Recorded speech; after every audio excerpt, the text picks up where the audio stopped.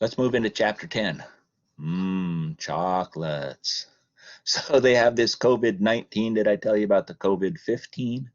That's the 15 pounds that you've gained because you're locked in your house and there's nothing to do but eat mint chocolate chip ice cream. So I shouldn't be showing you pictures of chocolate. My wife admits she has gained a few pounds. I know I have gained a few pounds. I'm trying to tell myself it's actually muscle that I gained from being out in the yard, putting together a garden trellis. Yeah, that those 4 pounds I gained, that's actually deltoid muscle. No, I don't think so. Okay, well, I'll be more careful then. I've actually been skipping the ice cream because I'm concerned about it. Alrighty, chapter 10 is about correlation and regression. And why do they have the chocolates? Because if you remember way back in chapter, I want to say 3, when we first saw, it was 2. It was 2-4. So if you have notes from, probably the week of January 20th, then we've gone over this before in a very brief introduction.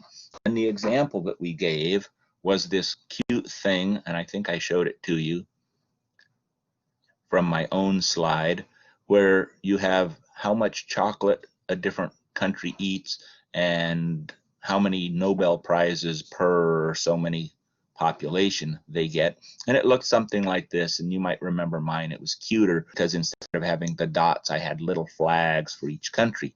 And you look at this and you can kind of say, this is a scatter plot. That's the word, and we've seen it in 2-4. You can say to yourself, there's kind of an upward trend. You could almost draw a line right through these dots, and the line would help you predict how many Nobel laureates there were, depending on how much chocolate the people in the country ate. And obviously the conclusion is we should have more government money go for chocolate so that we increase our scientific output. And you're thinking that's ridiculous. Yes, it's totally ridiculous. So we'll learn this thing about correlation. Correlation uses paired data. And so the pairs are XYs. This should sound kind of familiar. We'll get this linear correlation coefficient R, and R should sound familiar because we used it back in chapter 2. And then we'll use R to decide whether we can support a conclusion that there is a linear correlation between the two variables. In other words, can you draw a straight line and does it make sense? There are other sections. Regression, we talked about that very briefly. That's the line. We'll get to it. Prediction intervals, we'll use that. Multiple regression, this gets more and more exciting. And then we'll even do nonlinear regression. And you kids can sit up proud because at Boise State, they don't do nonlinear regression. And so you're actually learning more than they do in this class. So here comes the 10-1, and we can go pretty quickly through this, I think. The linear correlation coefficient R. Oh, yeah, we saw that. And if you've forgotten what it is, that's fine. I will remind you here in a minute or two. We have paired data. So these are bivariate data. It's nicer to say bivariate because it sounds like you know more than you do. If you said, say, paired data, people know, oh, it's like 2 values, X and Y. Yep, 2 values. But the Greek word for 2 is bi, like a bicycle or a bipod, and variate, those are the variables. And so if you say bivariate data, you're saying there's an X and there's a Y because there's 2 values. But it sounds much more impressive. Use technology, almost always, usually using technology. You can laugh yourselves to sleep tonight because this evening I will be continuing the statistics section for the Math in Modern Society kids. That's Math 123. And by and large, they do less math than we do, although we don't do a lot. We let StatCrunch do it. But they actually do have to calculate R by hand in a couple exercises. So, whoo boy. We won't. We just won't.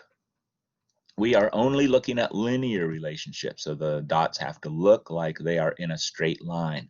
If the dots look like they have some wavy pattern or curvy pattern, then don't be doing the stuff in chapter 10, section 1.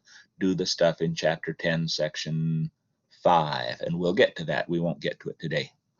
So what's a correlation? A correlation exists between two variables when the values of one variable are somehow associated with the values of the other variable. So one variable is how much you drink, and another variable is how much liver damage you have. And the more you drink, the more liver damage you have. Oh, there's a correlation.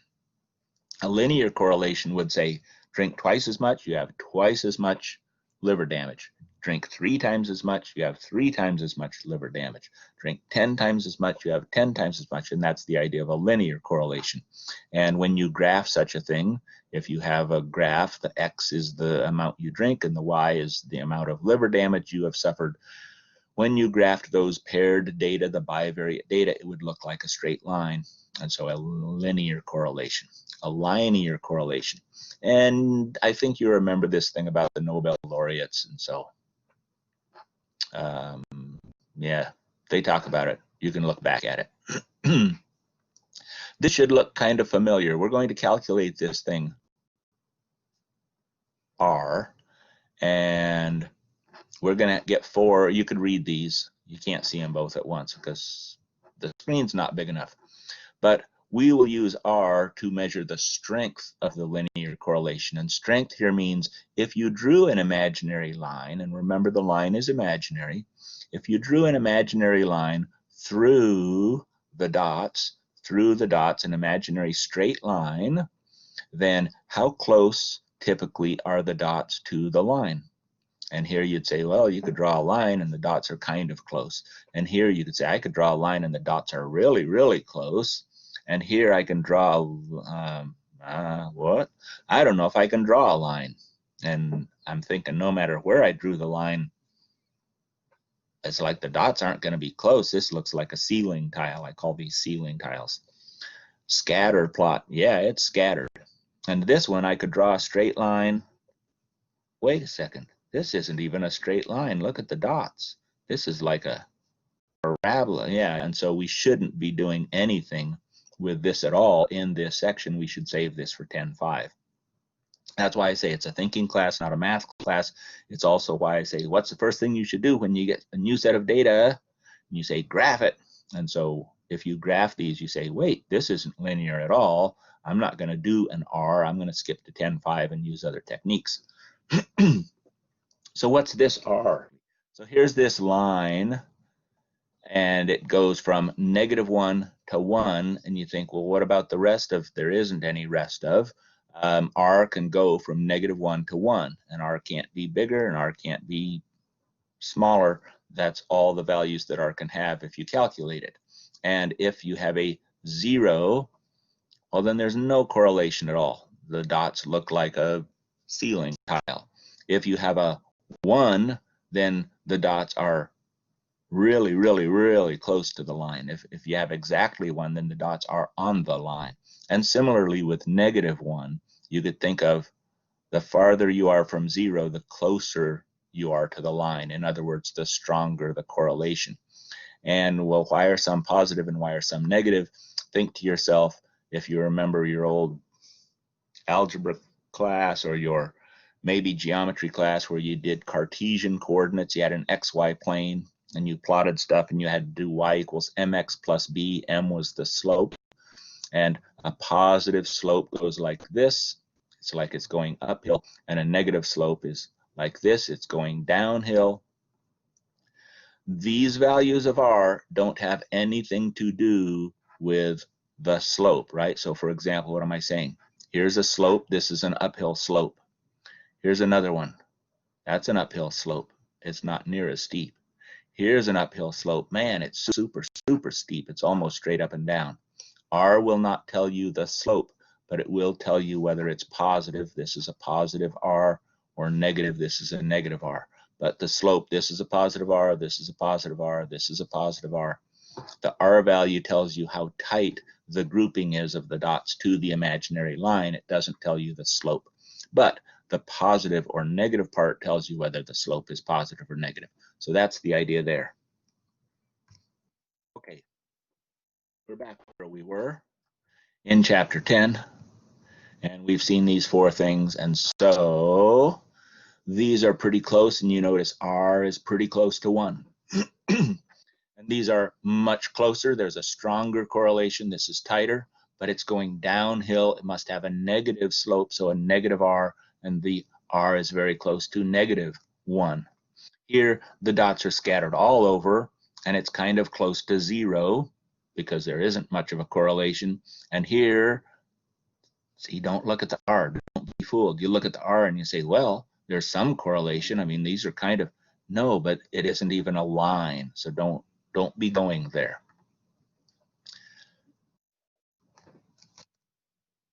Nicole. Yeah, so does the R, the closer R is to 1 or -1, that's just describing how like similar the values are, the dots are to each other, or what? It's describing how close the dots are to the line, how tight they are to the line. Okay, the line that's drawn after you plot all of the data, right? Right, your imaginary Okay. line that you think, this is where I think the line is.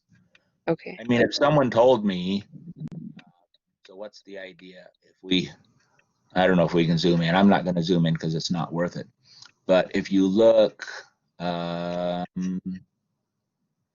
right about here, okay, so if you can see where my cursor is, right about here, you can find a spot. It's 5.4 something. I don't know what it is. I'm making this up. But there's a spot where there's no X value for that, right? If I pick here, well, this dot, it has a particular X value. And here, well, there isn't any X value. And someone would say, suppose you measured X and it came out this value where we don't have any value. Well, what do you think Y would be? And I would say, well, if X was right here, I'm thinking Y would be about here. You know, it's going to be 16 something. And so I'm using that line, the imaginary line, to make a prediction. Okay. Okay. And R tells you how close are the dots to your imaginary line? What's the strength of the correlation? Because you notice there's a lot of variation. I mean, maybe this dot, and I can't tell exactly, but maybe these two dots are both the same X value.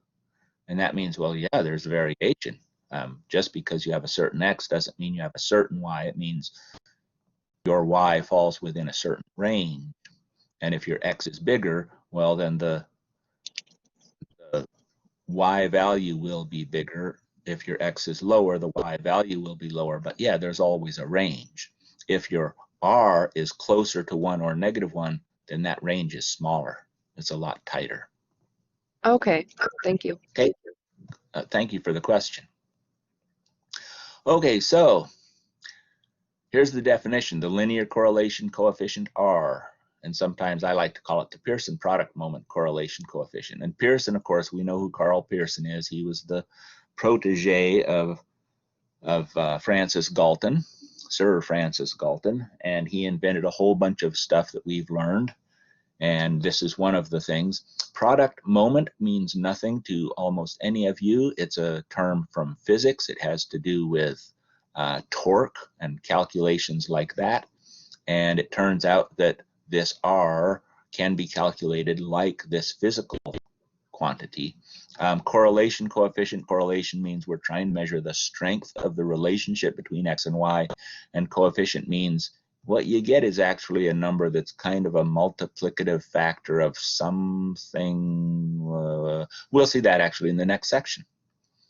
Okay, R is calculated using sample data. So if you went back a page and saw all those dots, you might think to yourself, I bet he doesn't have a dot from every single country in the world. And I don't. Or from every single penguin in the world. And no, I don't. Or every single whatever it is that we're trying to measure the X and the Y.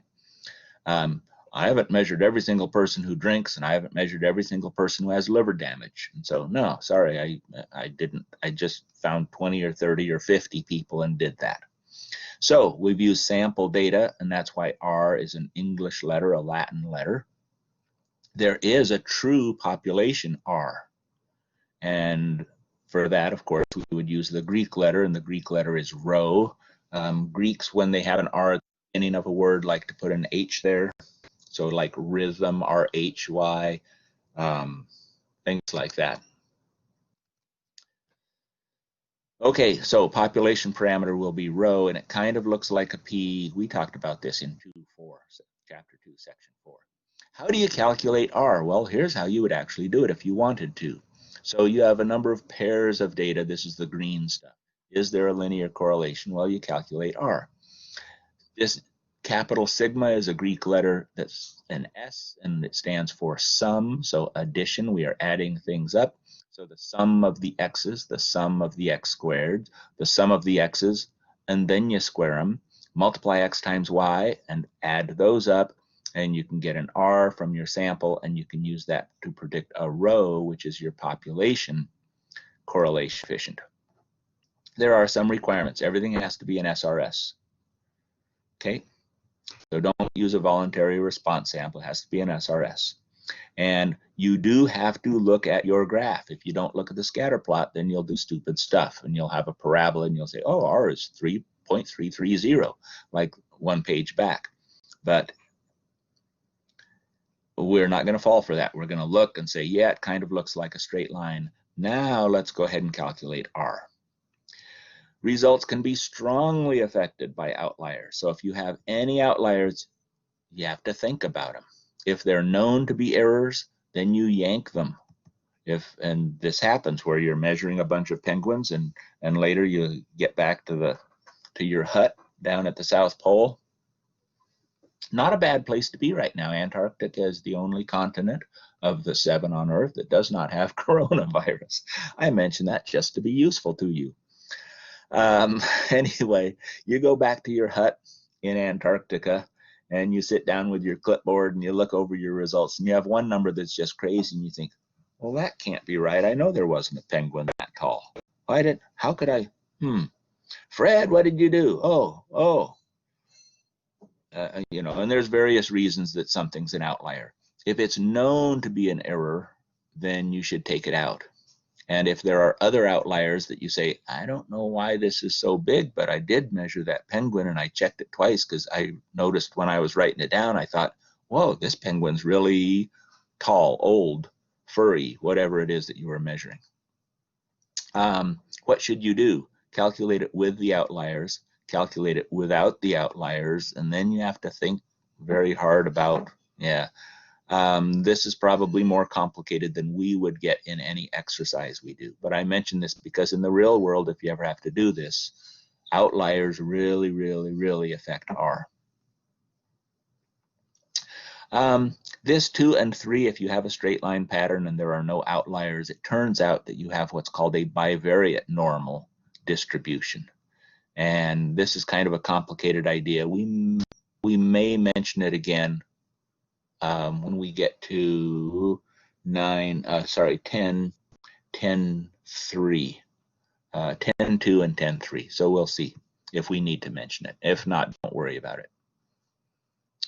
So there's the formula. That's all you have to do is multiply all your x's and y's, and then add them up, and then multiply that by the number of penguins you measured, and then add up all the x's and add up all the y's and multiply that and subtract it off. And then, whoa, no, Gary, you're not going to go through all this, are you?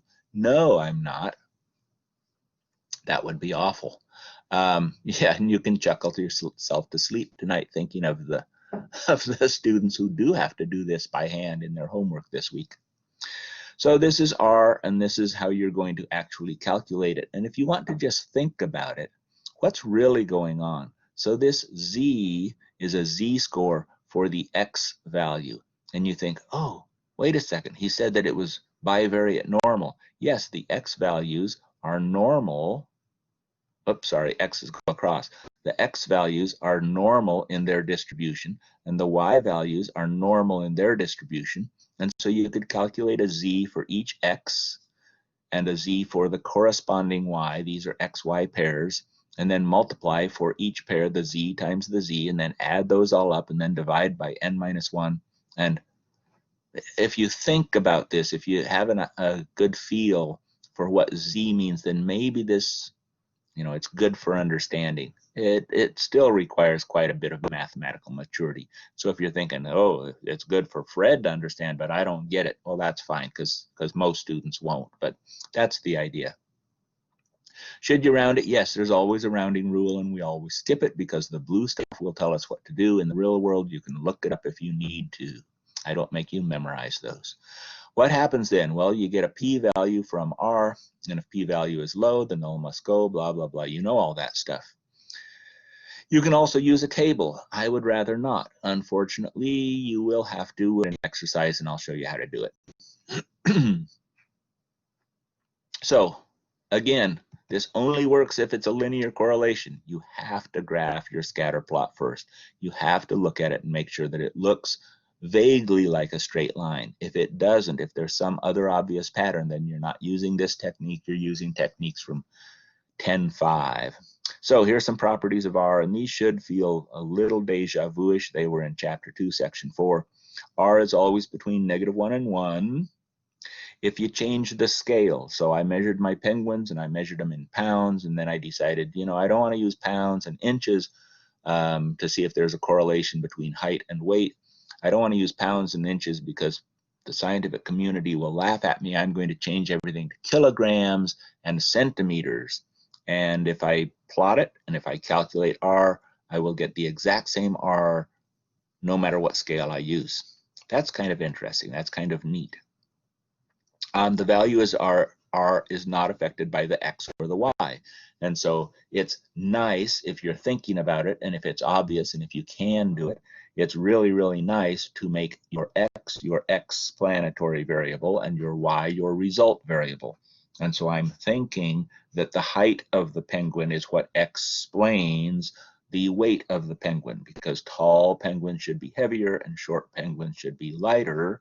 And so I'm going to put the height, the explanatory factor, as my X, and I'm going to call the weight the Y. But if I had a bunch of XY and I'm not sure which is which causes and which is the effect, it doesn't matter which way I graph it. It doesn't matter which columns I use. The value of R will be the same no matter what I call X and what I call Y. And can you see why?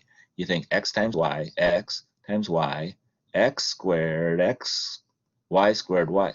Oh yeah, there, it's totally symmetric. So if you changed all the X's to Y's and all the Y's to X's, you would have this exact same formula. The calculation of R doesn't get affected. R measures the strength. One more time, we will say this. It's linear. If it's not linear, you can calculate R, but you are wasting your time. And this is something we mentioned in the green stuff. R is very sensitive to outliers. One single outlier could totally change the value of R. I mean, really, really, really change it. So, what are we getting to? How do you calculate it? Well, if you use technology, you just look at it and it tells you what it is. You say, I want to know R, and ta-da, you got it. That's kind of nice. And if you want to use the formula, they actually show you one. Yeah, just do this. And this is why I say it's not a killer.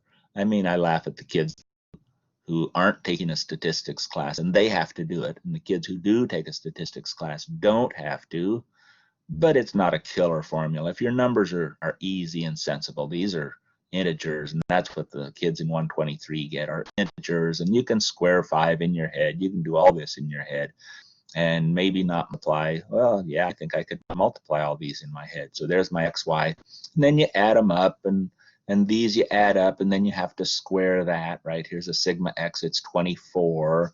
So 24 squared, well, that's 576 if you know it. But otherwise, you use a calculator, right?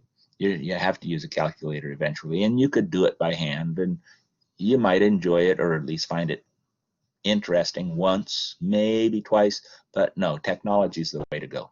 We'll use StatCrunch. Okay.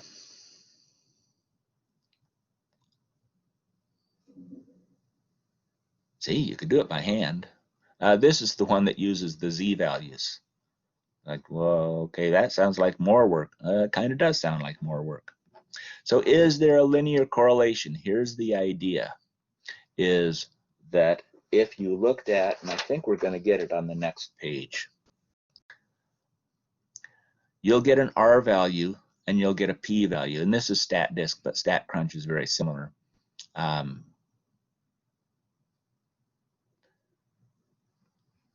There's also a critical R, right? So this is, you're using the p-value method.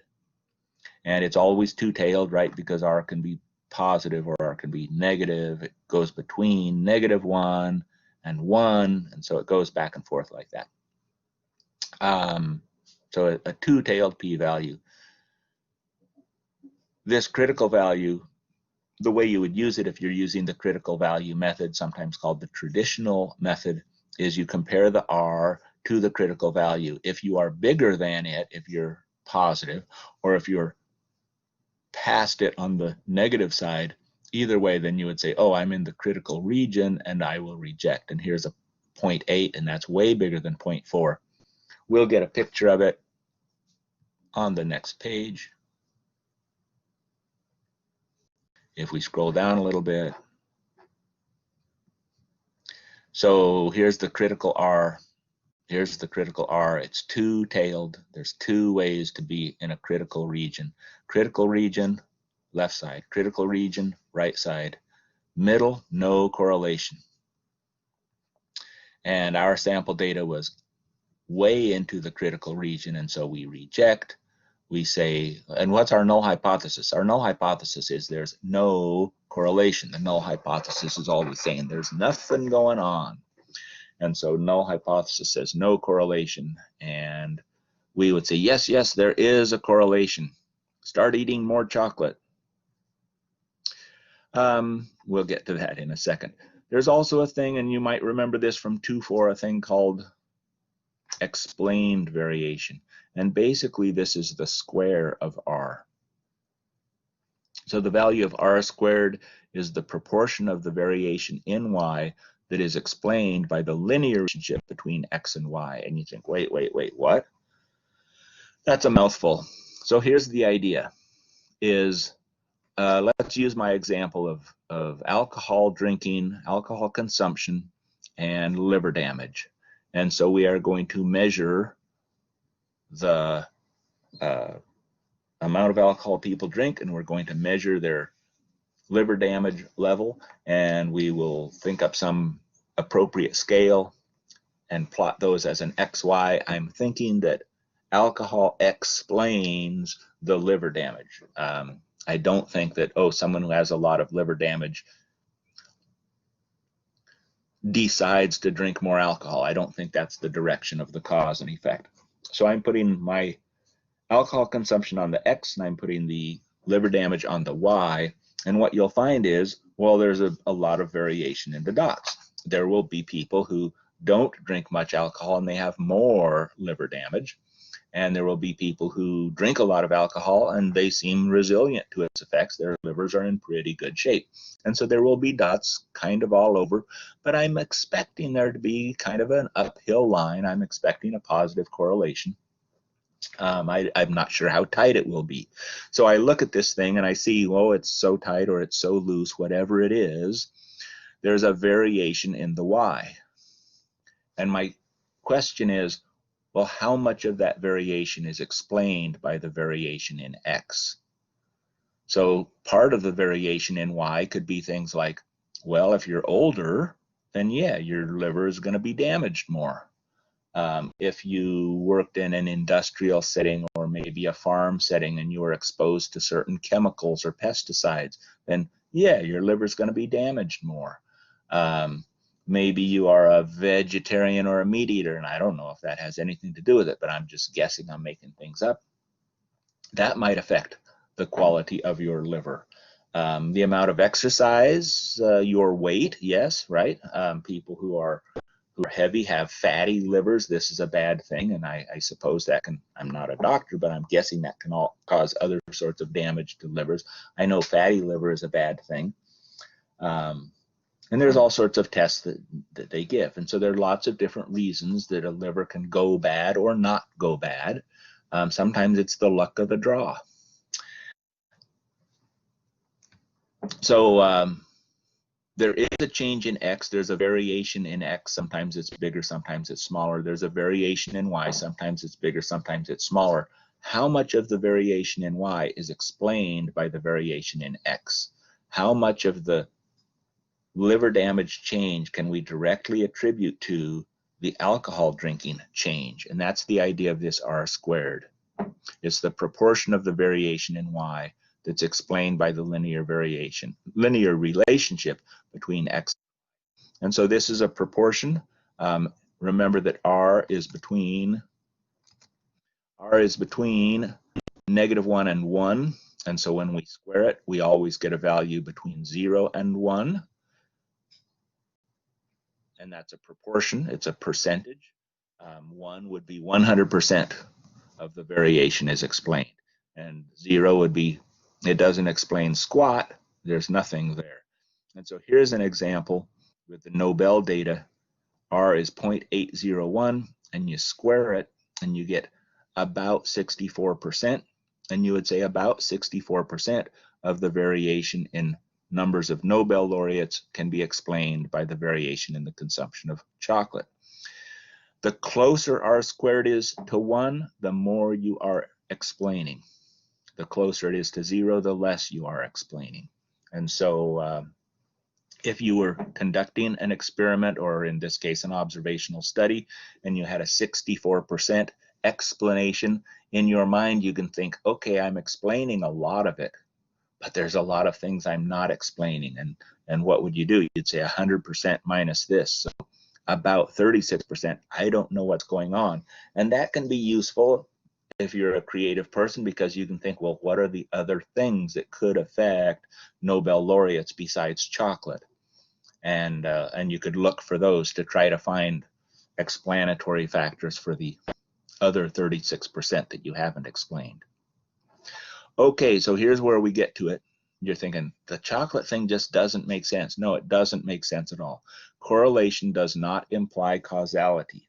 So this is something they will ask you. They will ask you it in tricky ways.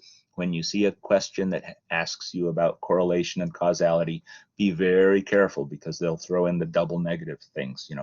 Which of these is false? Correlate, and you have to think, wait, false means it's not true.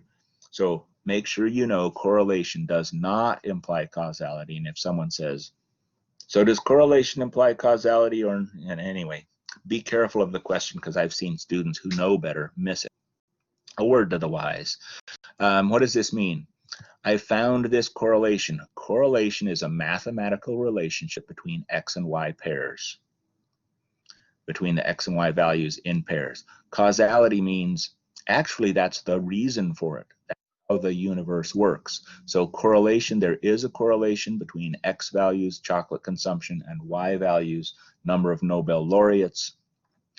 An explanation, well, that doesn't fly at all. I mean, there's nothing about chocolate that makes people scientifically brilliant and they're going to do research. So causality is not there. Correlation does not imply causality. What is going on is there's some third factor. There's some lurking variable. There's some other explanation that affects chocolate and affects Nobel laureates. It's probably socioeconomic status. Rich people eat more chocolate. Rich people have fancier labs and have better educations, and they get more Nobel Prizes. And so the chocolate doesn't cause the Nobel Prize. Something else is what's causing both. Okay, correlation does not imply causality. This is a big one. So here are 3 or 4 things that can go wrong with correlation. The first is, if you assume that correlation implies causality, then you're just wrong. Watch out for lurking variables. It's a variable that affects the variables being studied, but you didn't include it in the study. Another way you can go really, really wrong is use data based on averages. So if you calculate averages, averages suppress variation, right? It evens things out. And if you try to make a scatter plot using averages, then you'll get really high correlations that have nothing to do with correlations, that have nothing to do with causality. They were wrong. So don't use averages on your scatter plots. And the third is not graphing at all and thinking that there's a linear relationship, when no, it's not a straight line. It's something that we'll study in 10.5. So here comes the formal hypothesis test. Remember, I'm going to take 1 minute to do it. Rho is the population parameter that corresponds to R, the sample statistic. Null hypothesis always has an equals. Equals 0 means there's no correlation, nothing is going on. There's actually no relationship between the X and the Y. The alternative is actually there is a relationship, and you use a T statistic for this, and we know T, and we will never ever calculate this in our lives because StatCrunch will do it. Notice, by the way, this has n minus 2 degrees of freedom, and that's different. We haven't had one with n minus 2. They've all been n minus 1 or something with a numerator and denominator. So this is kind of like, whoa, look at us now. You do a hypothesis test, and the hypothesis test works exactly the same way. You get a p-value from your t. You get a p-value from your t, and you decide to reject or fail to reject. And if you want to do it by hand, you certainly can, but we aren't going to. This is the explanation on why this all works. Anyway, we are at the end, not only of the section, but also of the time. And so we will end there. 10.1, and next time we'll be in 10.2 and 10.3.